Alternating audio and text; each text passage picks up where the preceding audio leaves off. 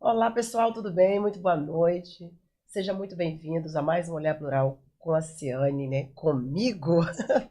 Quando eu falo com a Ciane, eu vou, cadê a Ciane? Com a Ciane. Gente, olha só.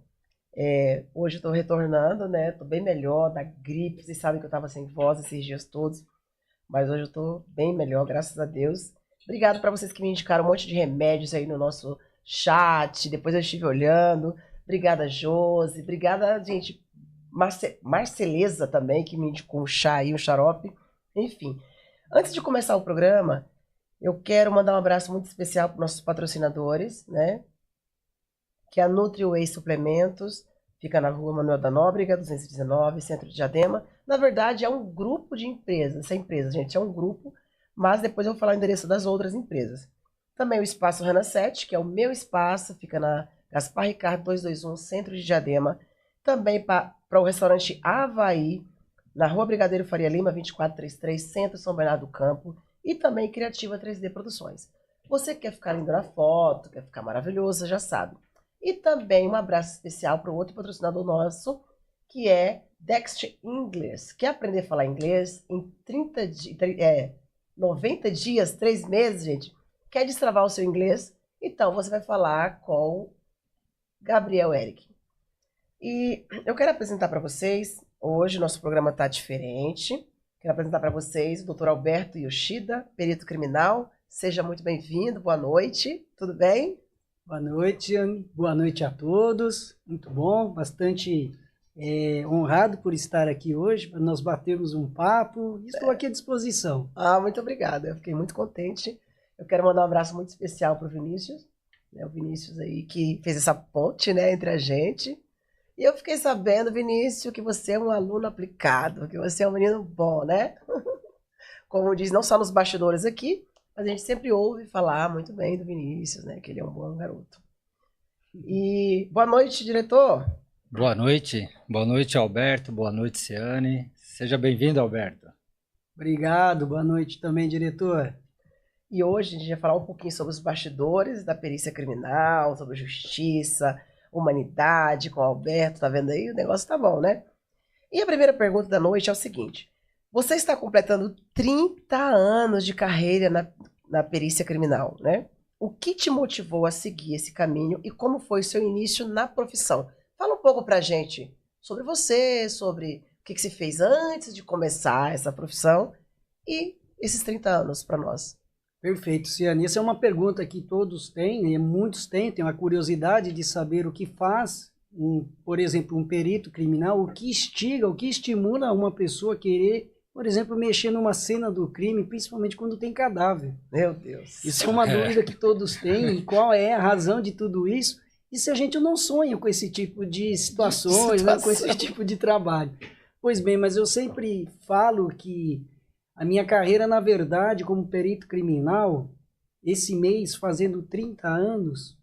É muito tempo, é né? muito tempo, e desses 30 anos, 25 anos, só tendo os casos de locais de crime, né? Então, 5 anos agora na parte administrativa, no finalzinho da minha carreira. Mas, enfim, a minha formação é médico veterinário. Eu tenho como uma formação natural a medicina veterinária. Por quê? A carreira de perito criminal aqui no estado de São Paulo é exigido que o indivíduo, o candidato, ele tenha pelo menos um grau universitário. Seja ele um médico, um veterinário, um engenheiro, um contador, um odontólogo, e assim sucessivamente. No meu caso, eu fui veterinário. Mas, Ciane, eu te falo... Meu que Deus, eu caí gente. de paraquedas, na verdade, na perícia criminal, porque de antemão eu sempre dizia aos meus amigos que me convidavam a prestar o concurso há 30 anos, dizendo que eu tinha muito medo de mexer em cadáver, que eu não suportava ver cadáver, que ao ver um indivíduo, um caixão, por exemplo, aquilo me assustava muito, e que não faria parte da minha vida jamais. Mas por uma insistência de um amigo, que ele se chama Jorge Moronhoca, atual perito criminal também, ele me fez, na verdade, convencer de fazer esse concurso público E aí eu acabei ingressando. Então eu sempre falo, né? E não tenho vergonha de falar que eu acabei ingressando nessa carreira por acaso. E acabei me apaixonando nessa carreira. Então, esse Tem foi meu como se início. apaixonar, doutor? Fala sério. Meu Deus, que coisa, né? E aí, esse ano, eu acho que eu tive uma sorte, se assim eu posso dizer, porque eu acabei desenvolvendo o meu trabalho de pesquisa universitária dentro da minha área da academia. Eu fui desenvolvendo alguns trabalhos ligados ao direito, porque Sim. eu acabei estudando depois fazendo direito, e continuei com a medicina veterinária. E hoje existe uma disciplina dentro da medicina veterinária que se chama medicina veterinária legal. Que legal, né? Legal, né? Então, o que acontece? É uma mesclagem do conhecimento do direito, da perícia e da medicina legal. Hoje, com o advento de algumas alterações de legislações, principalmente no que tange a questão de proteção aos animais domésticos, hoje a lei ela é muito rígida para aqueles que maltratam os animais. Sim. Então, graças a esse conhecimento que eu acabei obtendo na área da perícia, hoje eu consigo aplicar na medicina legal. Então, eu acabei fazendo, por exemplo, mestrado e doutorado, mesclando esse conhecimento, tanto da perícia, do direito, e juntamente com a medicina legal, juntando todos esses elementos e desenvolvendo, por exemplo, alguns trabalhos na área, por exemplo, de proteção aos animais. Nossa, que bacana, né, diretor? Muito legal. Deixa eu te fazer uma Gente, pergunta aí, Yoshida. Sim.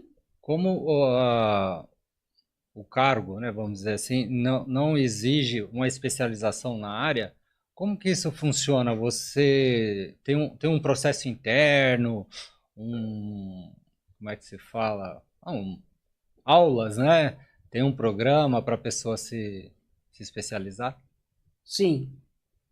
Na verdade, o concurso público ele não exige uma área específica.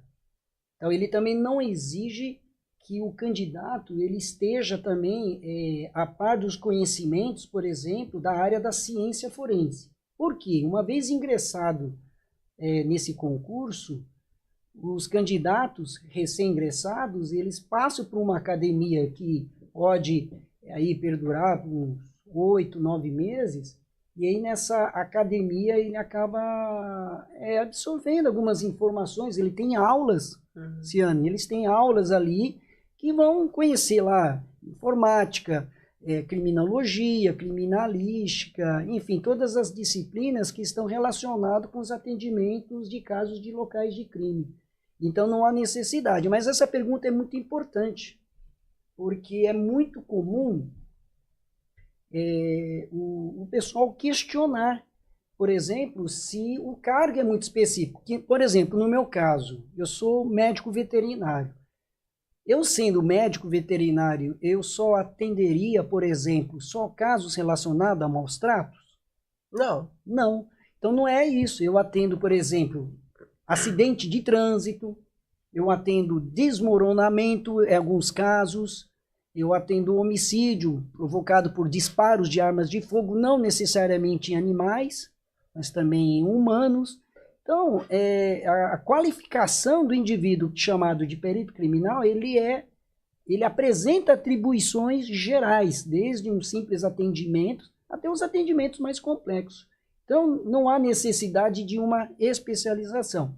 Sim, você pode se especializar depois que ingressou a carreira, depois que você tem todo esse conhecimento, essa abrangência de conhecimento, alguns peritos acabam se especializando em algumas áreas. Sim. Então, no meu caso, por exemplo, eu me especializei em 2 áreas. Uma das áreas é a chamada medicina veterinária legal, e a outra área minha são os ferimentos provocados por disparo de arma de fogo, uma área que eu sempre gostei, e até hoje eu aplico esses conhecimentos, principalmente nas disciplinas que eu leciono nas faculdades.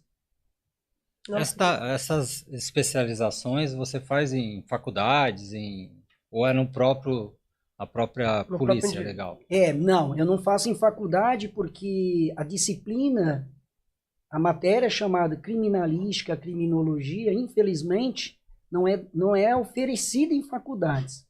A exceção, por exemplo, de algumas faculdades, como a Direito de São Bernardo do Campo, por coincidência, o professor ser dessa área, desse ramo, Luciano, então, no meu caso, eu acabo, acabo abordando esses assuntos. Né? Exatamente. Tudo, Mas não há nenhum tipo de curso específico.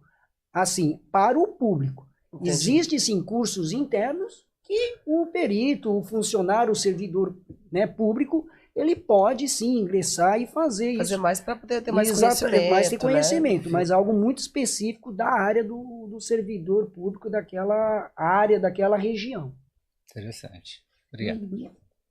Muito interessante. Durante os 25 anos atuando diretamente em locais de crimes, quais foram os principais desafios, tanto técnicos quanto emocionais, que você enfrentou? Às vezes tem aqueles desafios que são técnicos, que são terrivelmente terríveis, e o emocional também, né? Às vezes você fala, meu Deus, né? É um caso bem... Vou começar pelo aspecto emocional, porque isso é aquilo que eu falei no começo, né? Para quem vê de fora o trabalho de um perito criminal, ele fica pensando, né? O que passa na cabeça daquele profissional para trabalhar com uma área tão, aparentemente, uma área tão, talvez, repugnante, porque você tem que mexer com algo muito violento, ou, né, algo que às vezes amedronta algumas pessoas, porque a morte assusta as pessoas. Sim. Né? Então ele traz uma obscuridade, ele traz uma dúvida. Então, o que eu entendo pelo aspecto emocional é que eu já sempre falo uma frase que um professor meu, o professor Delmanto, ele sempre dizia o seguinte, que nós não precisamos ter receio dos mortos, e sim dos vivos. Os mortos, eles têm as suas características próprias, mas jamais eles farão algum tipo de mal a você. Né? Você tem que ter receio dos vivos. E uma outra frase que ele dizia assim, estude os mortos porque eles falam com você. E você vai poder revelar e desvendar alguns fatos que eles acabam nos revelando. Isso, tecnicamente, às vezes é possível da gente descobrir, que depois eu até falo. Mas no aspecto emocional, o que me chamou a atenção também é um caso que eu acabei atendendo na metade da minha carreira de atendimento de local de crime, que estava fazendo acho que uns 15 anos, talvez 12, 13 anos, quando o pai ele atropela a filha de 2 anos com seu próprio caminhão, porque o pai era caminhoneiro, ele viajava com o caminhão, ficava às vezes semanas fora, viajando, e um dia ele voltou para a casa dele, e o pai era muito apegado a essa filha, uma filha única. Então o pai chegando em casa, ele estava dando uma ré no caminhão. A menina, a mãe deixou toda ela preparadinha, com um vestidinho branco, com renda, com um sapatinho branco, e a menina foi receber o pai, e ela acabou escorregando e caindo, infelizmente, no pneu traseiro do caminhão, e ele estava dando ré e acabou atropelando a criança. Então aquilo me chamou muita atenção, não foi nem um aspecto técnico de como ocorreu os fatos, mas você vê aquele pequeno anjo, ela infelizmente desfigurada, o caminhão estava pesado, né? Pesado, né? E aquilo chamou bastante atenção, isso bastante me emociona toda vez que eu lembro esse tipo de cena, né? Então é bastante triste. Infelizmente, nós não podemos ser levados por essas emoções, mesmo porque nós tratamos, infelizmente ou felizmente, tratamos tudo isso como um campo da ciência. Então, mas algumas coisas, como você é pai de filhos também, então você não tem como, às vezes, afastar esse tipo de emoções, né? Então, geralmente, quando envolve crianças, realmente mexe um pouco bastante com a parte emocional de cada um de nós, viu? Agora, tecnicamente falando, nós atendemos. Eu atendi, por exemplo, o caso da Eloá, né? O famoso caso da Eloá. Ah, você atendeu o caso da Eloá? Foi o que atendi. Então, o caso do Lindenberg, que acabou depois atirando a Eloá. Então, tudo esses... É um caso bastante interessante, que foi bastante divulgado na época, e que a perícia, por exemplo, ele teve algumas dificuldades, né? Para poder, né, Exatamente. desvendar um pouco, né? Desvendar, exatamente. O desfecho de toda aquele desfecho que, infelizmente, fatal, triste, que acabou, né, gerando toda aquela tristeza, aquela comoção, né, da Profunda, população. né? Foi uma coisa... Exatamente. Também, além de tudo isso, uma indignação também, né? O pessoal ficaram muito indignados, né? Sim. Então, nós temos algumas limitações técnicas que, infelizmente, a ciência não consegue cobrir. Você falando desse caso de uma criança, ocorreu um fato desse em Goiás também, super mega parecido, no caminhão do pai, que foi dar ré e passou por cima do filho também. Era filho único, e eu fiquei hora de fazer contando aí, e é uma pessoa muito próxima a mim, né? E foi um caso... Você está contando a mesma história, tipo assim, a história. Porém, no caso, era um menino, né? Pequenininho também, 2 aninhos e tal. Então, é loucura mesmo, imagino, né? Pro pai também a situação, né? Que não deve ter sido nada fácil. Tem alguma boa noite aí, diretor? Sim, nossos ouvintes, telespectadores Fala aqui. para esses telespectadores. Tiago Haddad, Rocha, Marceleza, Vinícius Rocha, que indicou aqui o professor para dar essa aula. Vinícius Rocha. Vinícius Rocha, tá? Boa noite para ele lá. Boa noite, Vinícius. Obrigado pela oportunidade. Ai, Vinícius, obrigada mais uma vez. Já agradeci no início, vou agradecer de novo. Olha que honra, né? Estar aqui sentado com o professor, que maravilha, muita coisa para a gente aprender. E está sendo magnífico, né? Bom, né, Délcio? Nossa, eu tô aqui, a cabeça tá fervilhando aqui. Essa é uma área assim, que eu também sou apaixonada, eu gosto. Não a parte lá da questão da perícia, né? Porque eu sou um pouco medrosa, gente, com os cadáveres, é sério. Eu tenho algumas curiosidades. Por exemplo, você é curioso por exemplo, demais. Alberto, imagino que essa área, perícia criminal, envolva várias áreas da ciência. Então, eu queria que você citasse algumas, né? Algumas áreas das ciências que são aplicadas numa perícia criminal. Perfeito, sim. Na verdade, a definição da criminalística, a criminalística é uma ciência que você utiliza, se recorre de várias ciências naturais para revelar, desvendar os vestígios que são, né, que são lastreados no local do crime, né? Então, por exemplo, uma delas, eu vou começar pela física.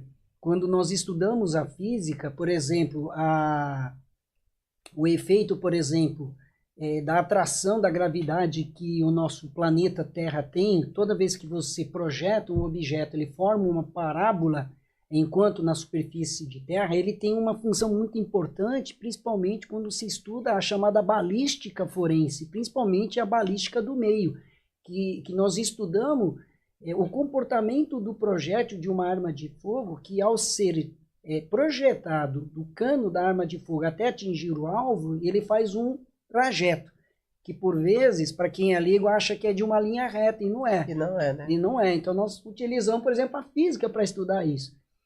As pessoas talvez não sabem, mas o sniper, por exemplo, quando vai fazer o alvo, ele tem que levar em consideração essa parábola. Então, precisa se recorrer da física. Obviamente, isso na perícia também, dependendo da distância do atirador, nós vamos recorrer dessa parábola, dessa ciência física, para poder, por exemplo, calcular o trajeto que esse projétil fez.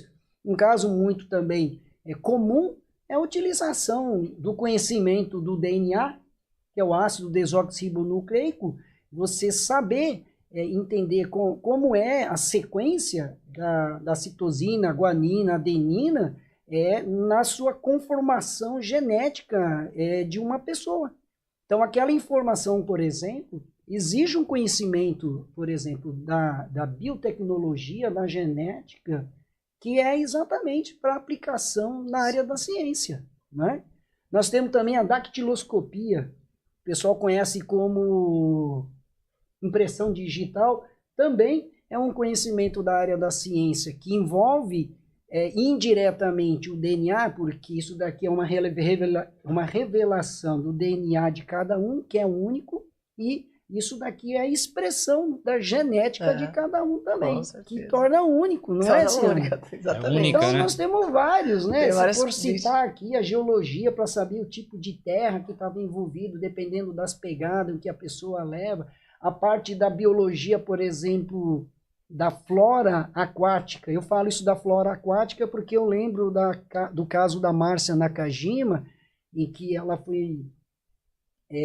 foi, na verdade, ela sofreu lá na época não se falava de feminicídio, mas um homicídio pelo Misael, e o que acontece? No sapato do atirador, no suposto o autor do crime, encontrava-se barro e algas marinhas típico daquela região, por exemplo, onde foi localizado o corpo da Mércia, né? Então, para isso, você precisou ter o conhecimento, por exemplo, de botânica, de flora biológica, para saber... Uma coisa, impressionante, né? É muito interessante estudar, é uma área fascinante, é uma área bastante interessante, viu, gente? Fascinante. Eu recomendo vocês aí prestarem concurso para isso, vale a pena.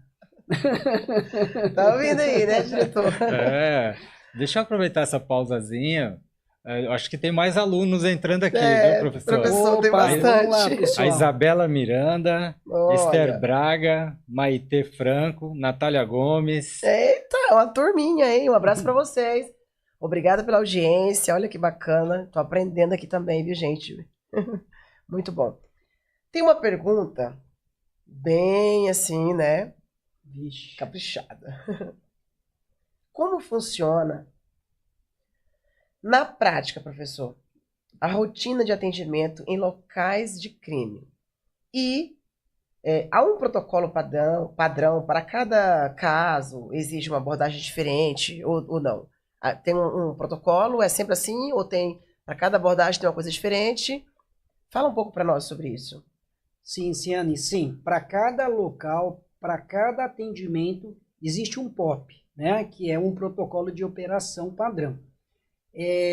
Obviamente, como o nicho da abordagem ela é muito ampla, né? Então ela é muito diversificada, como eu já disse, nós podemos atender desde uma análise, por exemplo, num HD de um computador, num celular, até fazer, por exemplo, um triplo homicídio, uma chacina. E esse leque ele é muito amplo. Mas para cada atendimento, sim, teria um POP. Mas existe algo muito razoável, que é muito importante, que é o básico de todos esse atendimento, é o que nós chamamos de cadeia de custódia. E o que vem ser cadeia de custódia? Os alunos que estão nos assistindo, eles sabem muito bem. Cadeia de custódia nada mais é que você atender esses locais, porque nós vamos trabalhar com vestígio, diretor. Então, o que acontece? Ele precisa, cada vestígio, em cada momento em que ele é processado, é necessário que ele seja rastreável, ou seja, é necessário dizer que aquele objeto, aqueles vestígios, eles foram confidenciais, que foram inatingíveis por terceiros, ou seja, para que não haja contaminação, que ao final da conclusão análise desses vestígios, o seu resultado ele tem que ser puro, ele tem que ser limpo, ele tem que ser seguro, a ponto de que quando o magistrado, o sentenciador, o julgador, ele pega aquele resultado, ele possa dizer, não, então o seu trâmite ele foi legal, o seu trâmite ele foi de forma limpa, ela foi de forma segura, foi rastreável. Então, eu posso dizer que aquele resultado é um resultado seguro. Veja, mesmo assim, trabalhar com esse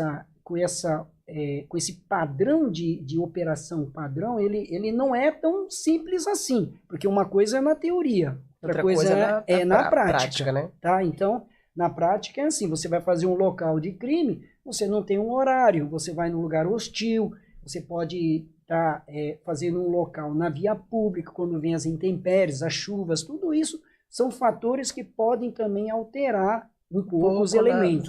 Exatamente. Então, a parte prática é mais ou menos isso. Nós temos POP para cada atendimento, no entanto, uma coisa muito básica é a chamada cadeia de custódia. Ela é muito importante, a gente preza muito hoje por essa questão da cadeia de custódia para que o resultado ela seja mais pura possível. Isso tem a ver com a preservação da cena, né, Sim, Roberto? totalmente, diretor. O POP da cadeia de custódia já inicia-se na preservação do crime. Caraca. Já inicia na preservação do crime. Então, se você chegar aí no local de um crime e notar que o local não está preservado, você já pode perceber que essa rastreabilidade ele já se perdeu no início. E isso contamina as demais fases. Porque vamos supor, se alguém, se ele não é preservado, vamos supor que alguém vai lá e insere, por exemplo, um objeto do crime que não faz parte do crime. Aquele objeto vai ser analisado até o final, enganando talvez o julgador lá na frente. Sim. Então, de modo que ele contamina toda a nossa cadeia de evolução do estudo. Pode mudar tudo ali, exatamente. Né? Então, muito bem colocado, a preservação já se inicia na cadeia de custódia como um fator importante. E quando você pega alguns tipos de países, notamos que os países que têm menor índice, taxa de resolução de casos de crime, geralmente eles estão associados por falta dessa cadeia de custódia, a iniciar-se com falta de preservação de crime. E isso era muito comum, Ciane, muito comum há um tempo atrás, principalmente numa época política da ditadura, não se preservava muito o local, então aquilo era, na verdade, uma pedra no calçado dos peritos que poderiam ser, eventualmente, levado a um erro por contas de algumas adições, eventualmente algumas subtrações de elementos, que acabava contaminando o resultado da perícia, do bom andamento da perícia. Muito interessante isso, né, diretor? Sim. E como que o Brasil está nessa questão de preservação das cenas? Evoluímos muito, pouco? Sim, evoluímos muito. Mas, se você pegar toda a nossa Federação Brasileira, nós vamos notar que alguns estados ainda é necessário essa questão de aplicação da cadeia de custódia. Hoje eu posso falar mais da nossa região, do estado de São Paulo. Eu digo para vocês que hoje essa questão da cadeia de custódia aqui no estado de São Paulo ela é muito bem aplicada. Né? Eu sou testemunha disso, eu trabalhei com isso e trabalho com isso. Daí nós preservamos muito essa questão, esse cuidado, com muita responsabilidade hoje. O estado de São Paulo, ele entre eles, e principalmente da região sul e sudeste, sim, eles têm realmente feito um trabalho exemplar no que tange essa questão de preservação de crime. Obviamente, bom, né? A resolução dos casos também vão cada vez aumentando o índice também, se você começar a reparar com outros estados da nossa federação. Estão melhorando, né? Isso é muito bom. Diretor, você viu aí, né? Que o negócio não é brincadeira. Tem coisa aí, hein? Tem coisa aí pro Alberto nos contar. Gente, eu quero mandar um abraço pro Marceleza. Marceleza, muito obrigada pela indicação do xarope. Tá vendo? Eu tô bem melhor já. Tá presente aqui. Tá vendo? Tô sempre presente. Obrigada pela audiência. Obrigada por estar sempre aí com a gente, né? Enfim, o Rocha, Tenente Rocha, tá assistindo. Um abraço para você também. Enfim, gente, uma galerinha aqui. Mas eu quero fazer outra pergunta, seguinte. Hoje você atua no Centro Integrado de Comando de Controle. Como essa função difere o trabalho de campo e qual a importância da coordenação nesse tipo de serviço? Ciane, hoje eu trabalho num centro que nós chamamos de Centro de Integração, de Operação, né, integrado. Na verdade, é para distribuição dos locais que são solicitados pelas delegacias e polícia para o atendimento de locais de crime. Então, o que acontece, Anne? Nós aqui no estado de São Paulo, mais especificamente na capital e na grande São Paulo, hoje, os atendimentos de casos de locais de crime, eles são feitos tudo de forma eletrônica. Sim. Então, enquanto o escrivão ele começa já a digitar, por exemplo, um BO relacionado, por exemplo, a um feminicídio, ele automaticamente gera uma requisição para a perícia. E isso é muito importante porque ele encurta o caminho, ele torna o processo mais célere. E essa informação da requisição de perícia, ele cai no que nós chamamos de CICC, é onde o setor onde eu hoje estou supervisionando. E quando ele cai nesse setor, nós distribuímos para os centros de perícia, os núcleos de perícias que estão espalhados na capital e na grande São Paulo. Nossa, que bacana. Então hoje, e é tudo isso feito de forma eletrônica. Essa informação de requisição, por exemplo, ele chega no nosso centro e nós distribuímos, por exemplo, para as equipes que estão alertas 24 horas na rua, e ele cai dentro de um smartphone da equipe que está na rua e ele aparece ali, olha, tem um homicídio, por exemplo, um feminicídio na rua Maranhão 32, por exemplo. Então ele automaticamente, simultaneamente, ele já recebe essa informação e a perícia se dirige até o local do crime. Reparem, todos vocês, que dificilmente vocês vão notar que a perícia demora hoje para atendimento de locais como demorava antes. Então, antes era feito de uma forma muito arcaica. Só para vocês terem uma noção, o delegado, quando ele recebia a notícia crime, ele era obrigado a fazer um documento, passar através de um telefone essa informação, ele passava para uma central de seccional, depois da seccional ele mandava para a equipe. Então, muitas vezes, essa ligação ela não se formava de forma eficiente. Às vezes o perito estava em local de crime, por exemplo, ele não poderia atender o telefone para receber outros locais. Ou quando ele recebia, ele falava, mas não entendi, que local que é? Você pode mandar o BO? Olha, não posso mandar o BO, porque na época não tinha smartphone. Então era um celular, era muito diferente. Hoje não, então você recebe inclusive uma cópia do BO, o perito ele fica munido de uma cópia de BO, ele tem todas as informações necessárias, os detalhes, por exemplo, do local para se chegar o quanto antes possível.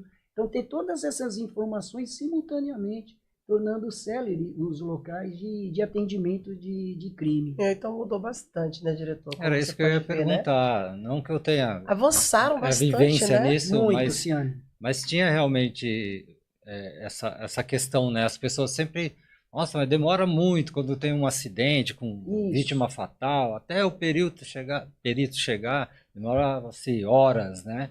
Então isso hoje é uma coisa mais com a tecnologia, né? Isso mudou, tá, diretor? Mas olha só, só para vocês terem uma ideia, ali eu organizo, eu sou responsável por essa, como é que fala? Por esse policiamento de atendimento. Obviamente, se, por exemplo, a delegacia demora para fazer, por exemplo, elaborar o BO, obviamente que vai demorar o restante da cadeia. Sim. Mas a partir do momento que ele cai no nosso setor, isso rapidamente ele é repassado para a equipe de rua. Veja, a equipe de rua também, ele pode, por exemplo, estar num local sem sinal. Muito raro isso, gente, mas pode ficar sem sinal. Mas o que acontece? Ele é obrigado a ter ciência, no mínimo, com 40 minutos, ele é obrigado a se manifestar dizendo, olha, supervisor, eu acabei recebendo o local, eu estou ciente. Então, a partir desse momento, se ele não se manifesta, nós entramos em contato com ele para saber o que está acontecendo. Muitas vezes ele fala, não, olha, eu estava sem sinal. Então eu falei, agora você está ciente, por favor, atende esse local o mais breve possível. Ou, por exemplo, ele está num atendimento que não possa fazer o recebimento do material de informação naquele instante em que ele está fazendo um trabalho pericial. Então, a partir do momento que ele sai dali, ele já recebe essas informações. Então, ele tem um limite, no máximo de 40 minutos, para tornar ciente aquela solicitação. Então, hoje você não vai ver essa demora de 2 horas para atender. Isso não vai demorar tudo isso. Né? Mas, doutor, só para eu entender. Desculpa, Ciane. Não, tranquilo, pode ir. Teve uma ocorrência. Fulano deu um tiro no cicrano lá, a PM chegou. Até a PM chegar, tomar ciência daquilo, essa informação chegar na delegacia, o delegado, né, fazer o boletim de ocorrência, isso pode demorar uma infinidade, não? Pode, exatamente. Esse é o cuidado que nós temos que ter, né, na hora de fazer uma avaliação quanto ao tempo de atendimento de locais de crime. E isso realmente torna bastante sensível essa situação, porque o delegado não só, a partir do momento que ele recebe essa informação da PM, ele costuma ir até o local do crime. Ele vai até o local do crime, ele verificando que tem de fato um local de crime que exige a presença dos peritos criminais, então o que ele faz? Ele solicita para preservar o local, depois ele volta para a delegacia dele, é aí então que ele começa a elaborar o BO. Vejam, nós temos também um problema na delegacia, não um problema do trabalho em si, mas, por exemplo, do número de quantidade de pessoas que estão ali pleiteando, né, a elaboração do BO. Então, ele não pode, por exemplo, deixar de fazer um BO que ele já está fazendo para fazer outros atendimentos. Então, ele finaliza um BO e faz o outro. Para poder fazer o outro, né? Um de cada vez. Um de cada vez. Obviamente, ele vai dar prioridade para aqueles casos que são realmente mais...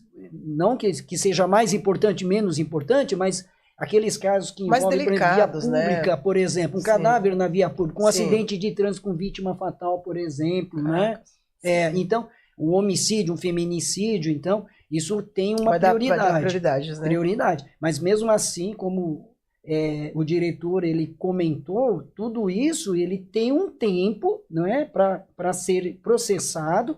E aí ele chega até ao centro de perícias, né, que é o CICC, para depois ser distribuído. Esse inteirinho ele pode sim, às vezes demorar, mas não estaria relacionado com a perícia, tá bom? Entendi. Não é com a perícia. Tem um recado do Marceleza aí, diretor? Tem tá aqui, falando? Ó. O Marceleza diz o seguinte: eu tive a honra, em 2019, de ter sido aluno do Dr. Alberto, curso Tribunal do Júri ESA, Escola Superior de Advocacia, OAB Santo André, curso organizado pelas professoras doutora Cíntia e doutora Lúcia Acácia. Ah, que legal! Que bom, tá vendo?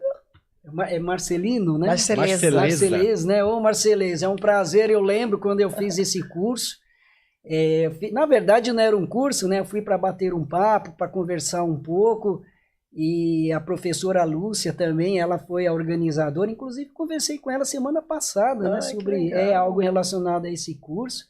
E é um prazer saber que você está aqui nos assistindo, acompanhando, saiba que a honra é minha de saber que, né, formar esses alunos, plantar essa semente é que deixa assim para nós orgulhosos, né, como enquanto professor, enquanto magistrado, né, enquanto então aquela pessoa que está aqui para isso. Nós estamos aqui para ensinar, nós não vamos levar nada. Sim, lembrando que em 2019 ele está lembrando do momento, então, daquele dia, do que aconteceu, né? 6 anos. Muito interessante. Obrigado, né? obrigado pela presença. Eu entendo o seu sentimento, viu, doutor? Porque eu também já dei aula e eu tenho amizade até com alunos, até hoje, de mais de 20 anos atrás. Olha então, só. Isso é uma coisa realmente muito gratificante quando um aluno, olha, tive aula com você, eu vi isso. Aprendi isso com você. muito legal. Né? Emocionante, né? É emocionante. Isso não tem preço. E eu fico assim, ó, fico até arrepiado só de ver que tem uma pessoa assim, porque assim, o que acontece é comum, principalmente na nossa área do direito, ele é muito fechado, Ciane, ele é muito fechado. Então, desses alunos, alguns vão ser promotor, alguns serão delegado de polícia, delegada de polícia, juiz, juíza. Então é muito comum, advogados, advogadas. Então, reencontrar esses alunos é um orgulho para nós enquanto professor, né? Então, e principalmente eles lembrar, né? E esse carinho, né? Essa retribuição carinhosa é que realmente orgulha todos nós enquanto professores. Mas olha, eu vou te falar, viu? Muito, muito bom, muito gostei. Gente, nosso tempo hoje está passando voando, né, diretor? Tá. Já são 21h10, gente, como é que pode, né? Mas antes da gente falar do restaurante Havaí, eu gostaria de fazer uma pergunta bem interessante, que é o seguinte: sua formação, professor, ela é bastante diversa. Medicina veterinária, direito, mestrado e doutorado em patologia veterinária. Como essas áreas dialogam com a sua atuação como perito criminal? É muita área, né? Na verdade, assim, quem acaba ingressando nessa área de perícia acaba gostando da ciência, né? Então, automaticamente você acaba querendo aprender mais, estudar mais, porque desperta-se curiosidade, porque cada dia mais o crime ele se aperfeiçoa, né? Então, a ciência, ela também, enquanto perito, ele também quer aperfeiçoar. Isso é um desafio para todos nós. Então, é assim. Estudar, por exemplo, eu fiz um mestrado na área também do direito e um mestrado na área da patologia veterinária. E hoje, a minha especialidade maior, ele está voltado mais para a medicina veterinária legal, que é trabalhar com a questão de animais, que hoje é crime, não é? Da Lei 9.605/98. Então, e é uma área bastante escassa no que se tange o trabalho pericial. Então, eu utilizo desses conhecimentos da patologia, mais especificamente nessa área animal. Obviamente, como nós estamos trabalhando de patologia, a ciência da anatomia, a ciência da fisiologia orgânica, ela se aplica também a seres humanos. Aliás, nós utilizamos como o principal referência o próprio organismo humano. E esse organismo humano, depois, nós rastreamos, irradiamos para o boi, para os bovinos, para os suínos, e assim sucessivamente. Então, hoje, utilizo desses conhecimentos para aplicação dentro dessa área de medicina veterinária legal. Obviamente que a nossa perícia, como disse anteriormente, não restringe somente o atendimento de casos de animais. Obviamente, nós estamos aqui para atender caso de aborto, caso de feminicídio, caso de triplo homicídio, caso de atropelamento. Demais da conta, né, tudo gente? que envolve o Código Penal. Eu te imagino. Tá com fome, diretor? Olha, nem deu fome hoje, viu? Deu vontade de comer. Tá tão maravilhoso esse programa, muito gente. bom O assunto mesmo. tá interessantíssimo, né? Mas a gente vai falar um pouquinho do restaurante Havaí. Você conhece o restaurante Havaí, professor? Não conheço. Rua Brigadeiro Faria Lima, 2433, Centro São Bernardo do Campo. É um restaurante tradicional do ABC. Tá? Se você quiser conhecer as tilápias, as comidas gostosas que tem lá, já sabe o endereço. Chama a sua esposa, os alunos, o aluno pagar para o professor jantar, hein, gente? Vamos lá. Levar o E professor você, pra né, jantar. Marceleza, que faz muito tempo que não vê ele, o que você acha, né? Convida para o jantar no restaurante de Havaí. Vamos lá, diretor.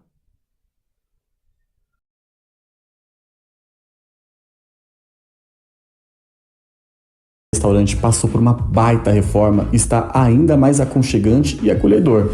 Mas fica tranquilo que o que não mudou foi o sabor maravilhoso da nossa comida, a nossa equipe incrível e aquele preço justo. Só de olhar, dá água na boca. Nem a Ciane resistiu e pediu uma tilápia só para ela. Então traga sua família, traga sua galera, venha com seus amigos para o melhor point do ABC, que é o Havaí Restaurante, que, como você sabe, é a sua casa fora de casa. Havaí Restaurante, disponível também no iFood.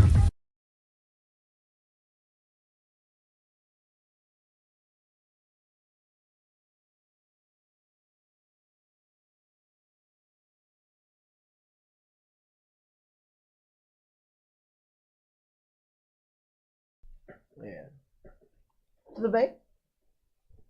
É isso aí, pessoal. Tudo bem? Já sabe, né? Restaurante Havaí, Rua Brigadeiro Faria Lima, 2433, São Bernardo do Campo. E o papo tá gostoso, tá maravilhoso. Vinícius, mais uma vez, obrigada, viu? Porque o negócio foi bom. Bom demais da conta. E a pergunta é a seguinte. Vou fazer uma perguntinha, depois o nosso diretor lê aqui, tem duas sobre a Rosilda, o Renato, né? Depois ele vai ler aí o que eles estão falando. Mas antes é o seguinte, com tanta experiência, como você enxerga a evolução da perícia criminal no Brasil nos últimos 30 anos? O que melhorou e ainda precisa avançar? Perfeito. Qual que é o nome dela? Não, a menina a gente vai fazer depois. Eu pensei que era... Não, a gente vai fazer depois sobre a... Tá. Sobre ela. Veja só, a perícia, quando você fala de 30 anos, a perícia, há 30 anos, ele era muito... Eu diria que ele era muito frágil. A perícia, 30 anos, era muito frágil. Você acha que era mais raso, assim, não tinha muita não, forma e pra... assim, aquilo que eu te falei, né? Porque nós temos um ranço, né? Infelizmente, nós temos infelizmente, algo relacionado a um aspecto político do passado, que aquilo acabou realmente prejudicando um pouco. Mas, enfim, eu acho que a perícia, ele teve um grande boom, né? Um grande aumento de evolução nesses últimos 20 anos, não seria 30, de uns 15, 20 anos para cá. Obviamente, como eu já disse, o crime ele é muito dinâmico. Então hoje nós estamos falando de crime cibernético. Antigamente não se falava de crime virtual, hoje nós estamos falando de crime virtual. Hoje nós estamos pegando casos, por exemplo, de pessoas que utilizam inteligência artificial para utilizar as vozes, por exemplo, da pessoa, para Hoje, poder, então, hoje o extorquir pessoal algumas ficou pessoas. mais inteligente Exatamente. com o crime, né, gente? Então, Antigamente era mais leve, né? exatamente, Ciane. Então, a evolução, ele vai sempre, a evolução do crime, ele sempre está, na verdade, adiante, diretor. Sim. Dos Infelizmente, peritos. né? Infelizmente. E nós, então, tentamos seguir e tentamos ultrapassar esses conhecimentos, né? Então, eu diria assim, a perícia, ele nunca será completa, ela sempre está em evolução. Então, na medida que, enquanto houver evolução do crime, a perícia também haverá sua evolução, e assim sucessivamente. Então, eu diria assim, é uma disciplina, é uma ciência que sempre vai existir e vai exigir melhoria, enquanto houver também a evolução do crime. Nossa, que bacana, gente. Esse é o mal do mundo, né? Toda tecnologia ou descoberta nova, ela é sempre usada para os dois lados, né? Não tem como. Sem dúvida. Quanto mais vai melhorando a questão de desvendar os crimes, também o povo vai se aperfeiçoando nos crimes, né? Perfeito. De como vai fazer, ou seja, melhorando para combate mesmo da guerra no crime, para né? o mal. Para o mal, exatamente. Quem que tá mandando um recadinho aí, diretor? Tem uma pergunta aqui da Rosilda. Ela pergunta qual é a tecnologia mais revolucionária, que mais revolucionou a perícia nos últimos anos. Não, eu diria não só a tecnologia, mas a ciência em geral. Qual a descoberta tecnológica, científica que ajudou a revolucionar a perícia nos últimos anos?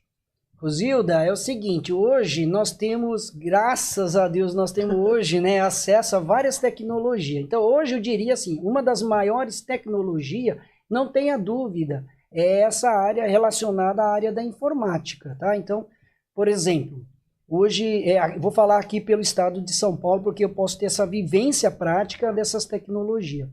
Por exemplo, hoje nós utilizamos os drones para projetar, por exemplo, uma dinâmica de um acidente de trânsito, para você saber que no momento da imobilização de alguns veículos que se envolveram no acidente de trânsito, é possível, através de imagens que é feito do drone, fazer toda uma dinâmica e saber quem estava certo e quem estava errado, diretor. Nossa, então isso é muito interessante. Né? Por exemplo, numa sala fechada, num ambiente fechado, que nós chamamos de área interna, onde houve um crime, manchas de sangue que ficam, por exemplo, impregnados numa sala, no piso, na parede, no teto, por exemplo, com uma câmera, é possível a câmera fazer uma varredura em todos os seus ângulos e depois ele calcular, porque existe uma forma de cálculo também, para você saber com o formato da gotícula que fica impregnado nas paredes, saber o ângulo que foi projetado, e com isso você consegue saber se, por exemplo, em que posição o agressor poderia estar naquele ponto. Quando ele faz essa varredura e ele cria, na verdade, os ângulos e mostra o ponto comum de onde surgiu essa origem dessas gotículas de sangue. Então, isso é uma delas. Sem falar hoje que a capacidade de revelação, por exemplo, de DNA, ele antigamente era algo muito difícil. Hoje não, pessoal. Então, hoje você pega uma gota de sangue muito pequenininha, você leva para o laboratório, pega a gota de sangue de um suspeito, nós conseguimos revelar isso daí de forma bastante rápida. Chega até a ser assustador. Aliás, o estado de São Paulo, não porque eu trabalho nesse querido estado de São Paulo, mas hoje o Instituto de Criminalística aqui do estado de São Paulo, ela é detentora de um dos maiores riquezas de ciências ligado a DNA forense. Nossa, que bacana. Então, tem trazido rapidez, tudo, exatamente, né? E principalmente eficiência. Então, hoje você falar dessas ciências, mas tudo isso recorremos, na verdade, na área de informática, tá bom? Então, hoje nós recorremos muito a essa questão da tecnologia que deu um impulso muito, muito grande para nós. Nossa, que bacana. Diretor, diga. Lê aí as 3 conversinhas aí dos parceiros aí que estão nos assistindo. O pessoal que está aqui batendo papo. Tem o Renato, né? Tem o Marceleza. Renato Cruz, Santos Cruz, disse que já trabalhou com o excelentíssimo Dr. Alberto lá no IC. Excelente profissional e grande amigo. Saudades, meu amigo. Renato Santos Cruz, o nome dele. Renato, um abraço, prazer falar contigo. O A Michele Carini, um dos melhores professores da Faculdade de Direito de São Bernardo, excelente profissional, muito humano, gentil, educado, inteligentíssimo e querido por todos. Um grande abraço. Que legal, né? Obrigado, Muito Michele, bom pelo isso, carinho, né? viu? A Rafaele, doutor Alberto, excelente chefe e ser humano, fora de série. Grande abraço. O Vinícius Rocha também mandou um E recadinho. o Vinícius Rochas faz uma pergunta. Professor, existe espaço para erro pericial? Como o perito lida com essa responsabilidade? Uau, olha. É uma pergunta boa, mas antes eu queria até mandar um abraço para o Rafael, que hoje, na verdade, ele estava trabalhando comigo, e é também um estudante do direito, um amante também da área do conhecimento pericial. Hoje ele é fotógrafo pericial, mas ele foi atendente de necrotério, trabalhou também em locais de crime comigo. Que bacana. E hoje ele faz, né? Ele está estudando para o concurso público, e eu desejo para Rafael todo o sucesso desse rapaz muito, mas muito competente, e que eu sou testemunha a falar. Ai, que maravilha, né? Bom, Legal. o Vinícius faz uma pergunta bastante espinhosa, mas de fato, né, Vinícius? Se existe um espaço para o erro pericial. Exatamente. Com certeza, Vinícius, existe sim um espaço para o erro pericial, mesmo porque o perito ele é ser humano. Sim. Não é? O ser humano ele erra também. Assim como qualquer ser humano, o perito também, sendo ser humano, ele erra. Mas é assim, o que acontece? Os erros, na verdade, que acontecem, geralmente eles estão relacionados com a percepção. Toda vez que o perito ele precisa fazer um silogismo de raciocínio lógico, ele pode incorrer em erro. Vou explicar melhor isso. Uma coisa é você pegar um copo desse e falar, isso aqui é um copo de vidro. Falar nisso, Outra coisa, eu pegar esse copo aqui, não é? E falar que ele contém um líquido aqui dentro e vou falar que é água. Mas muitas vezes não necessariamente ele seja água. Então eu preciso fazer um silogismo. O que é isso? Por que eu acho que é uma água? Eu olhei, ele é inodoro, ele é insípido, ele é claro, ele tem uma coloração de água. Mas não necessariamente ele pode ser água, ele pode ser álcool, por exemplo, dependendo das circunstâncias. Quando o perito ele precisa fazer esse raciocínio de silogismo, ele pode incorrer em erro. Caraca. Então, e aí o que acontece? É por isso que aproveito já para falar de processo penal, é que toda vez que existe no processo penal as partes, por exemplo, a acusação e a defesa, eles têm um auxílio do que nós chamamos de assistente técnico. Esses assistentes técnicos são os peritos das partes. E você tem um perito criminal no meio que ele fala que isso daqui é água. Mas os assistentes técnicos, os peritos que estão em cada polo, eles podem falar, mas por que você chegou nessa conclusão? Porque ele é insípido? Ah, mas pode ser insípido, mas pode ser um outro líquido. Tem alguns líquidos que são insípidos. Sim. Então, e aí as partes vão começando a duelar, a fazer esse tipo de duelo para chegar até algo em comum. Então é assim, e por que tem essas partes que nós chamamos de assistente técnico, Ciane? Exatamente, porque o perito ele pode errar sim. Tá certo? Então tem espaço para erro. Ali, cada um. Exatamente. Balanceando chegar cada no parte. comum. Vamos lá, vamos exatamente. Então ele vai lapidando de um lado, ele vai lapidando do outro. Esse é o significado da balança da justiça. Então nós vamos mexendo de cada lado até chegar no algo em comum, para que você possa dizer então que aquele resultado pericial teoricamente seria o resultado mais correto, aceitável para aquele processo.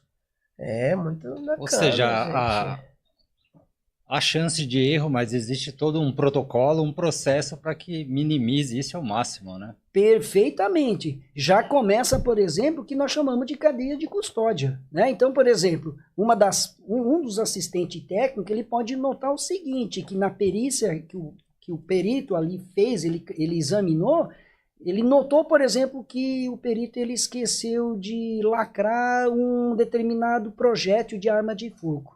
Então, lá na frente, ele pode ser questionado e dizer assim, o perito ele pode ser questionado, falando, mas espera aí, se você não lacrou esse objeto, quem me garante que não foi substituído ao longo do processo. É que o advogado quer só um negocinho, exatamente. Né? Aí tira os novo, advogados do diabo. Exatamente isso. Aliás, o O.J. Simpson, né, que é o famoso caso do jogador famoso lá dos Estados Unidos, na verdade, a cadeia de custódia se inicia exatamente por conta dessa história, né, que como o pessoal, os peritos, eles não utilizaram devidamente a luva para coletar um material, que seriam os vestígios, ele lá na frente os peritos foram lá na frente questionados, dizendo, escuta, mas quem me garante que alguém não contaminou isso porque você não fez a coleta de forma correta? E aí os jurados, o próprio judiciário entendeu que esse questionamento tinha sim prevalência em relação ao que estava sendo apresentado, e com isso, então, derruba-se a perícia, que a perícia, né, embora seja muito bem feita, mas teve uma lacuna, né, que nós chamamos aqui de lacuna, que deixou de ser processado devidamente. Então, está aí uma possibilidade de outro erro.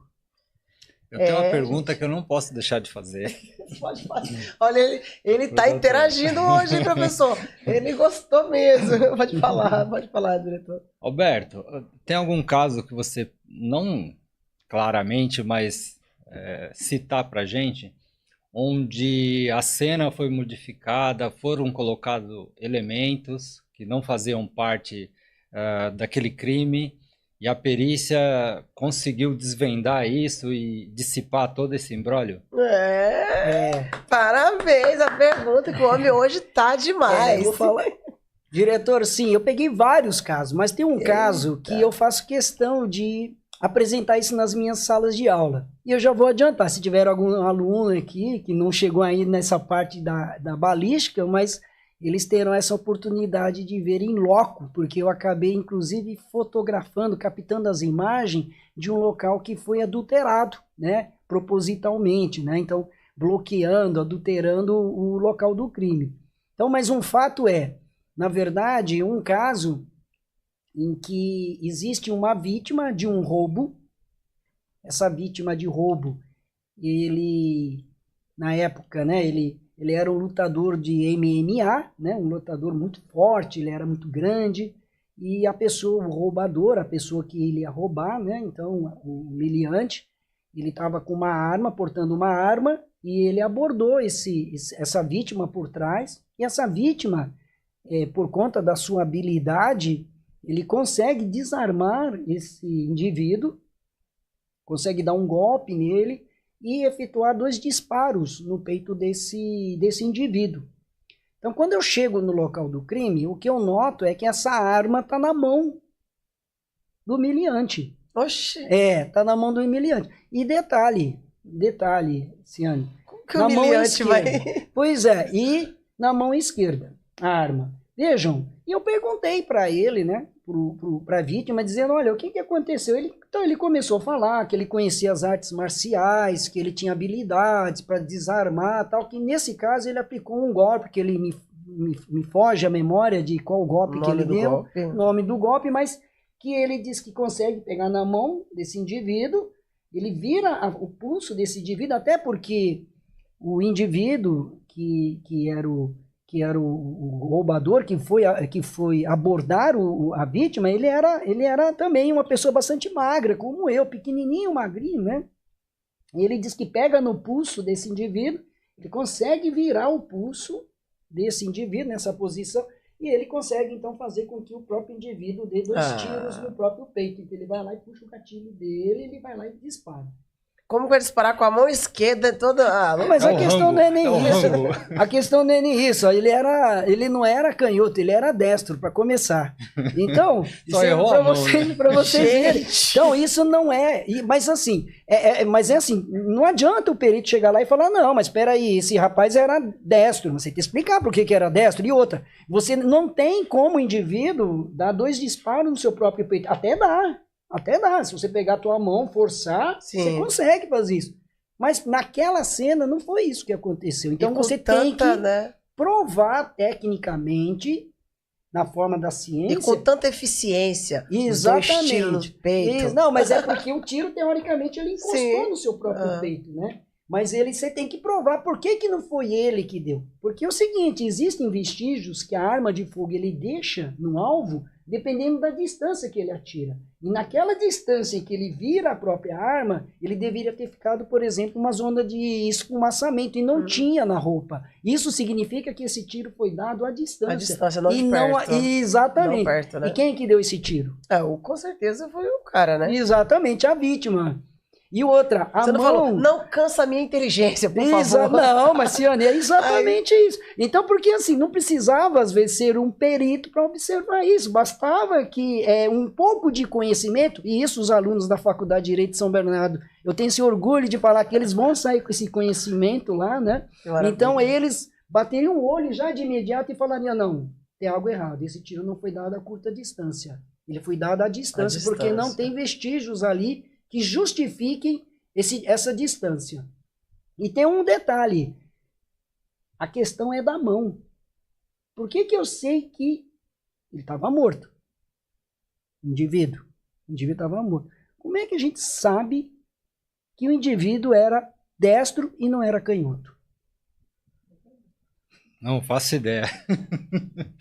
Sem conhecer o indivíduo. Gente! Ele não podia mais assinar, né, para descobrir. Como é que faz, doutor? Pois é, não podia assinar para descobrir, não está ali para falar. Então isso é uma coisa que eu não posso revelar agora aqui no momento. Mas se vocês quiserem, eu posso dar uma dica. Dá uma dica, doutor. Então, a dica é que eu sempre falo que você vai ser assim desse jeito. Aí dá para saber. Você! Isso não vale. Ai, meu Deus do céu. Pessoal, sabe o que a gente faz? Basta perguntar para os pais com qual mão ele escrevia. Sim, olha, é muito simples. Foi muito boa, essa é muito boa. Mas tem uma, você falou uma coisa, mas tem umas cenas mesmo que as pessoas pensam que o perito é trouxa, né? Não tem tempo né, que tá ali lidando com isso e tudo mais. Conta uma historinha bonita, né? E às vezes a gente tem que fingir que acredita pra não... Porque tem que provar pra ele ali na hora, né? Vai ter um processo, todos uns trâmites, né? Enfim. Mas eu imagino que você deve ter passado já cada uma escutando o cara falar. Eu até entendo, enquanto leigo, é lógico, é isso que eu falei pra vocês, né? Então, enquanto leigo, você viu isso no filme, alguém que vai lá, pega... Isso é passível, sim, é possível de acontecer. Uma pessoa, ela é muito forte. Então, ela pegou, virou, falou, olha, é plausível, eu virei, ele atirou, eu fiz ele atirar no próprio peito. É plausível isso, é possível isso, tá certo? Só que assim, a perícia, ela é técnica. Sim. Ela não tem como você tentar apagar os vestígios de forma muito... Aliás, eu sempre falo, né? Não existe crime perfeito. Se já não existe crime perfeito, máxima, você adultera o local de crime, fica muito mais fácil para nós técnicos observar essas alterações. Cadáver, por exemplo, meu professor sempre dizia, né? O meu finado professor, ele dizia assim... Ele dizia que o cadáver, ele fala, né? Então, tem alguns sinais que os meus alunos já estão aprendendo esses sinais, por exemplo, hipóstase cadavérica, que dependendo da posição que o cadáver se encontra, ele fica uma mancha no corpo. Essa mancha do corpo, ele fica ali, ele não muda de posição. Então, por exemplo, se a pessoa morreu de decúbito dorsal, que é de barriga para cima, sim, o sangue ele fica depositado nas costas, Ciane. Se você virar ele depois de barriga para baixo, a mancha fica aqui nas costas, de modo que quando eu vou despir e percebo que aquela mancha está nas costas, é sinal que alguém foi lá e virou o cadáver. Se a pessoa deixa uma arma na cintura, essa arma faz aquela pressão no abdômen, a pessoa faleceu com essa arma aqui, alguém vai lá e tira e furta essa arma, ele fica a marca da arma aqui. Sim. Então essas coisas você não tem como apagar de um local de crime. Ai, gente, esse programa está chegando ao final, mas eu não vou sair daqui sem fazer essas duas perguntas, viu, professor? E o nosso diretor, tem mais uma para ele ler aí, do André, né, diretor? Sim. Lê aí, que você vai ficar, o povo não gosta que a gente fala que eles estão presentes. Isso é muito bom, né? O André Ricardo Mendes, de Jesus. Boa noite, doutor. Qual foi o vestígio mais inusitado que ajudou você a solucionar um caso? Eita, pergunta boa, hein? Ricardo... Eu não assisto o CSI, tá bom? Eu já vou avisar aqui. Já falou que não assiste. Eu não assisto o CSI, né? Já falei, já revelei isso. Então, assim, um dos vestígios que acabou sendo mais inusitado para mim na verdade, e que eu não acreditava que esse vestígio seria possível de ser como uma forma da prática do crime, é quando a linha de cerol, esses de pipa, Sim. né, esses que o pessoal solta, eles usam cerol na linha. Eu lembro de um caso que eu atendi que a pessoa estava soltando uma pipa, essa pipa cai num fio de alta tensão, né, e esse fio ele se rebenta. Um caminhão ele passa por essa linha e sai arrastando essa linha sobre fio de alta tensão. Então vejam só, esse fio, essa linha de cerol, ele passa sobre o fio de alta tensão e corta o fio de alta tensão. Caraca, porque ele... E esse fio de alta tensão ele cai sobre a cabine do caminhão e a pessoa morre eletrocutado. O indivíduo, ele morre eletrocutado na hora que ele vai sair. Por causa da linha. Por causa de uma linha de cerol. Olha que desse sério, né, de pipa, não é? E aí o que acontece? Eu fiquei um pouco na dúvida em relação à capacidade que essa linha teria para fazer um corte, assim. Exatamente. Romper um cabo de alta tensão que passava 60 mil volts. Exatamente.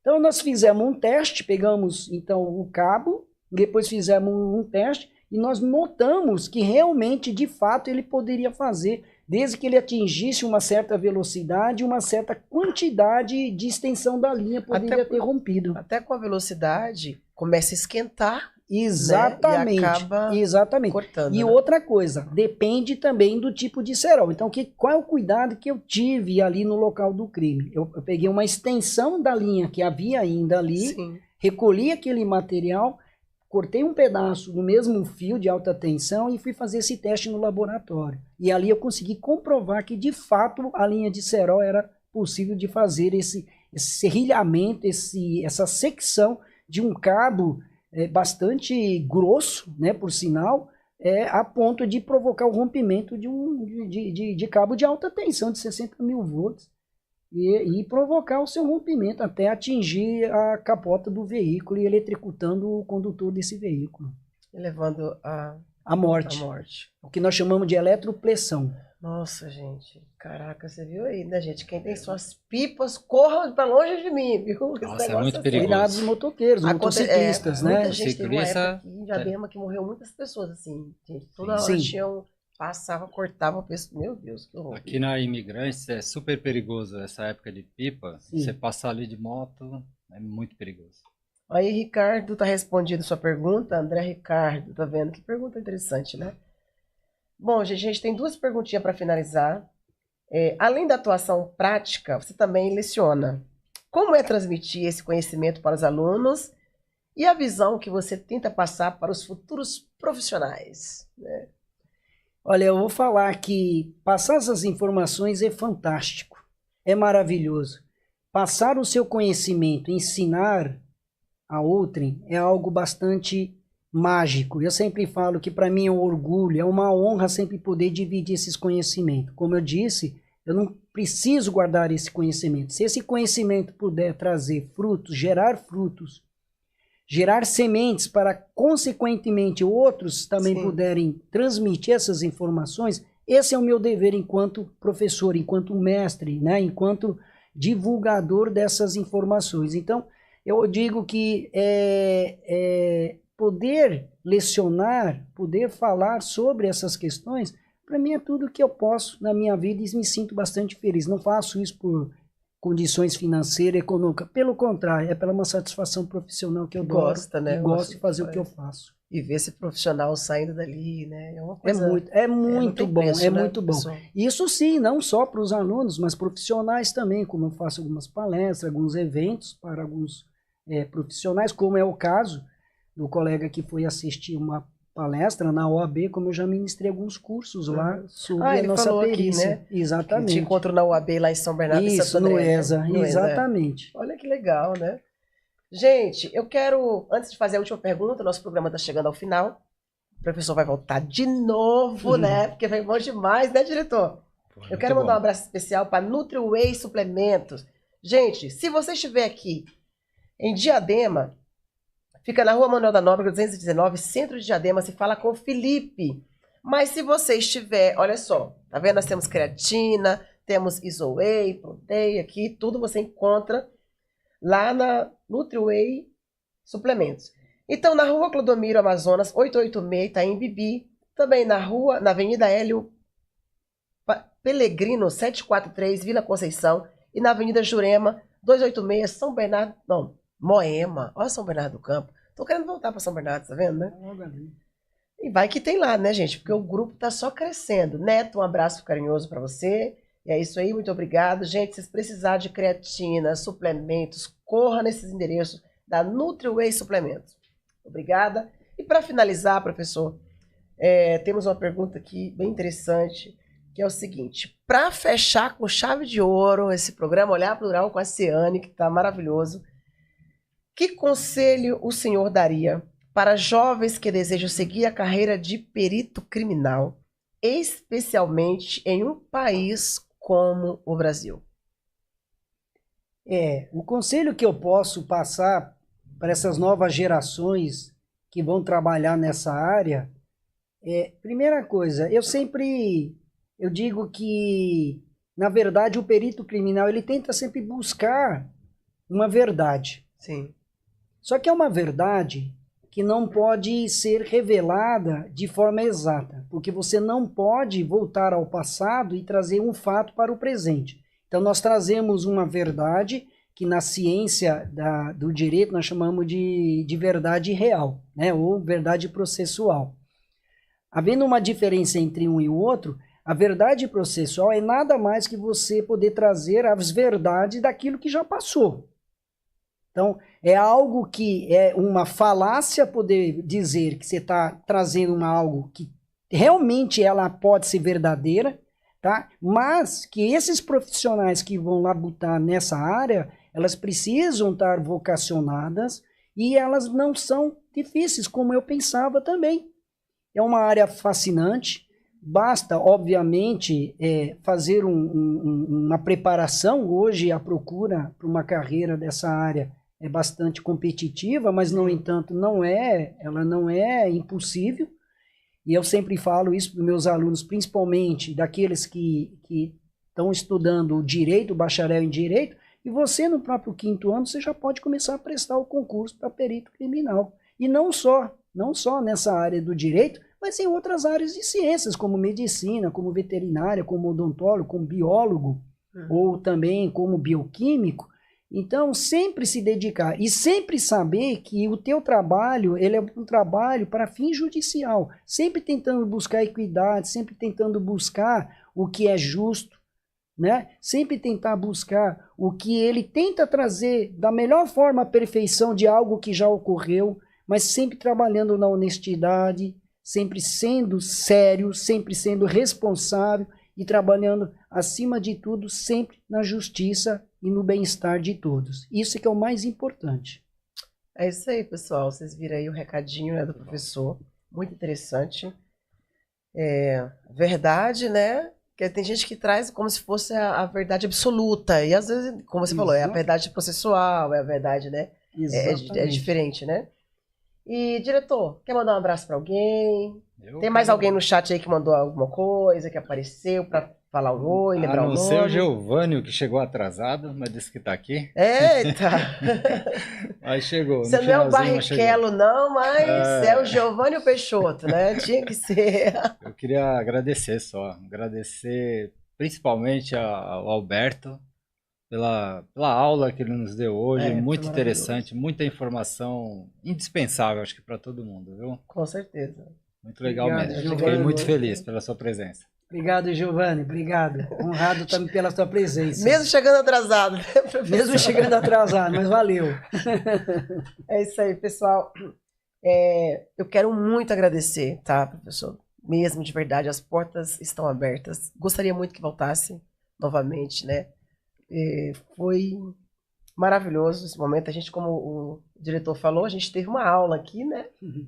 Olha que maravilha. Obrigada mesmo pela presença. Me sinto honrada. E o assunto é um assunto delicioso, que eu gosto muito de ouvir. Eu sou apaixonada no direito, eu acho. Eu também não assisto CSI, viu, professor? Não assiste, mas tá. Então, tá Também bom. não assisto. É isso. Obrigada mais uma vez, Vinícius. Obrigado, Tenente Rocha. Obrigado, pessoal que está assistindo. Marceleza, o Rafael, né? A galera, gente, todo mundo aí do chat, né? Que ele já falou o nome de todos. Também quero mandar um abraço muito especial aí para a galerinha lá do meu espaço, o Espaço Rana 7.